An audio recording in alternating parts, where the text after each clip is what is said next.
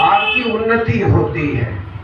और जब आप देवयज्ञ करते हैं, आपके साथ साथ पूरे विश्व का कल्याण होता है। ये सामान्य बात नहीं है। अयम यज्ञस्य विश्वस्य भुवनस्य नाभि। ये भी शतपथ ब्राह्मण में कहा गया है कि ये यज्ञ विश्व की नाभि है, इसमें कोई संदेह नहीं है। ये आज का कर्म नहीं है। अभी आप संकल्प में बोलते आ रहे थे, जब से इस सृष्टि की रचना हुई है, संसार बना, लगभग 2 अरब वर्ष का समय काल हो चुका है। परमात्मा ने आपको यज्ञ व्यवस्था प्राकृतिक दी है। बाकी मतावलंबी अपनी व्यवस्था से, अपने आधार पर अपने करते हैं, उनका विषय है। लेकिन आपको जितने सनातनी हैं, सनातनी शाश्वत सिद्धांत को मानने वाले, इसे किसी संगठन विशेष या दल विशेष से नहीं जोड़ा जा सकता। सनातनी आर्य होता है। तो वे यज्ञ के इस अनुष्ठान को, ऋग्वेद के पहले मंत्र को यदि हम देखते हैं, अग्निम इदे पुरोहितम यज्ञस्य देवमृत्युजं होतारं रत्नोद्धातमं। कितना विशद भाव इसमें रख दिया है। तुम अग्नि की अर्चना करो। अर्चना का तात्पर्य क्या है? हम भी कहीं कहीं इस बात को समझने में देर करते हैं।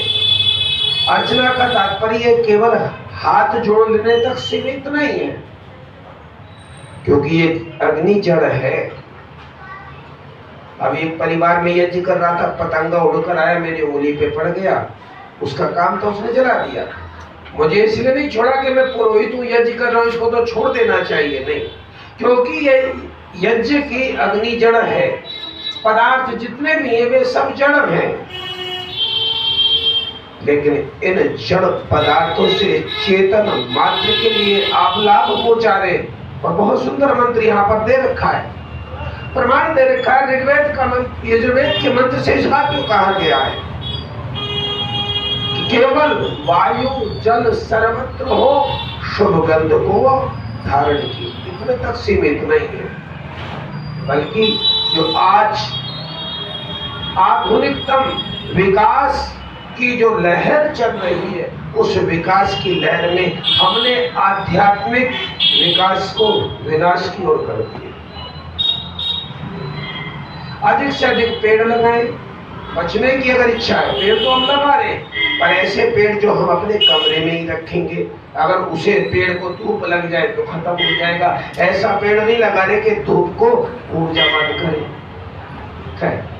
उधर ना जाते हुए, व्याख्या को लंबी ना करते हुए एक ही बात कहूंगा। सत्यार्थ प्रकाश आप सबने पढ़ रखा है। महर्षि दयानंद जी लिखते हैं, ईश्वर सदा सर्वदा सबके संग है। अब हम भी कभी कभी जो हम मूर्ति पूजकों का खंडन करते हैं, हम बड़े गर्व के साथ कहते हैं कि ईश्वर मूर्ति मान नहीं है, हमारा सिद्धांत कहता है। लेकिन हम भी कुछ ऐसा मानते हैं कि यहाँ यज्ञ कर लेने के बाद, फिर इसके बाद हम ईश्वर को यहाँ तक सीमित माने, इस यज्ञ व्यवस्था को केवल यज्ञशाला तक सीमित माने। नहीं, आपका श्वास पर श्वास स्वाहा, आपका हर कर्म ईदन्नम है, ये मेरा नहीं है, ये व्यावहारिकता में भी आता है। तो आपका आर्यों का जो प्रभाव है, आपने सुना होगा सब, विश्व के एक ही संसद में, विश्व की एक ही संसद में आर्य समाज के 9 नियम टंगे हुए हैं, दूसरा नहीं है। क्योंकि वे लोग ईश्वर की व्यवस्था को दूसरी ओर से मानते हैं, लेकिन बाकी 9 नियम विश्व की संसद है जिसका नाम वाशिंगटन है, वहां पर लिखे हुए हैं। और क्यों लिखे? यदि आपने महर्षि का जीवन चरित्र पढ़ा होगा, एक वहां पर सोसाइटी बनी थी, बहुत पत्राचार हुआ महर्षि और थियोसॉफिकल सोसाइटी, उनके और महर्षि के मध्य खूब पत्राचार हुआ, लेकिन एक बात पर मतभेद हो गया। मतभेद क्या था?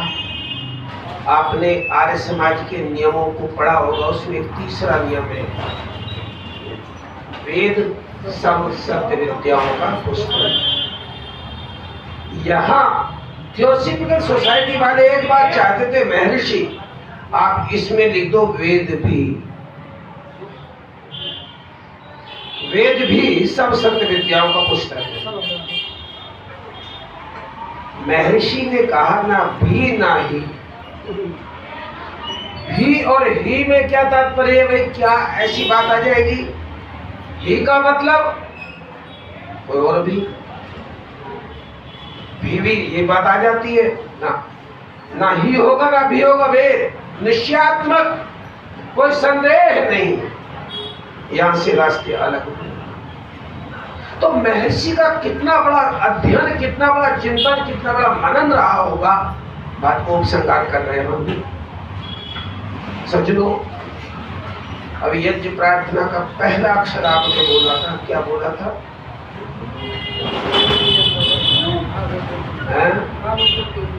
नहीं, इससे पहले हाँ, यज्ञ रूप, क्या आप ऐसा मानते? सिद्धांत इसको मानता है क्या? कहीं पूजनीय है, कहीं बोलते हैं यज्ञ रूप है, पूजनीय शब्द ज्यादा सार्थक है। राइट। यदि आपने भी यज्ञ रूप बना दिया तो फिर और जो रूप बनाए बैठे मंदिर में, उनका खंडन कैसे कर पाएंगे? मैंने कहा कि अग्नि जड़ है, पतंगा आकर पड़ा, उसे जला दिया। यदि का ये पंडित प्रभा